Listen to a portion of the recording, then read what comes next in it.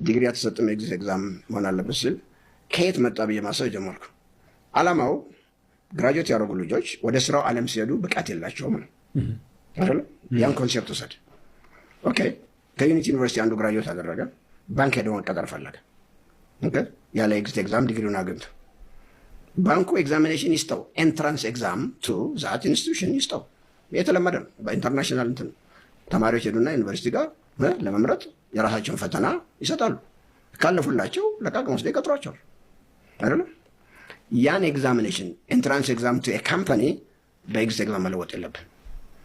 ምክንያቱም ኤግዚት ኤግዛምም ስቲል ተፈትኖ ልጁ ባንኩ ስቲል ፈተና ሊሰጠው ይችላል አይደለም? ይሰጣል። እንደውም እሱ ብቻ አይደለም።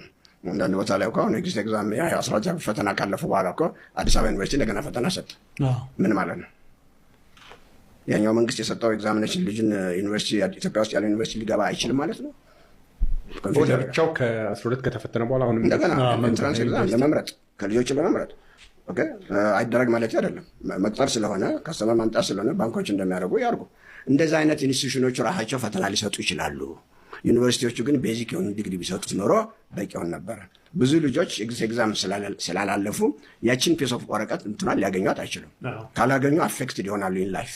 እና ሌላው ኢንትራንስ ኤግዛም አልኩ ቅድም፣ ሌላም አለ በሌላው ዓለም የሚደረገው ፕሮፌሽናል ኤግዛሚኔሽን የሚሰጡ ሰዎች አሉ። ለምሳሌ የህግ ከሆነ የህግ እንትን ውስጥ ይገባል አሉ የህግ አሶሲዬሽኖች። የዛን አሶሲዬሽን ፈተና ታልፍና ፕሮፌሽናል ኢንጂነር መሆን ከፈለክ የፕሮፌሽናል ኢንጂነር ፈተና ተወስድና የመንግስት የሚሰጡ አይደለም አሶሲዬሽኖች። ከዛ በኋላ አንዱ ኢንጂነር ከሌላ እኔ እኮ ፒኢ ነኝ ይላል።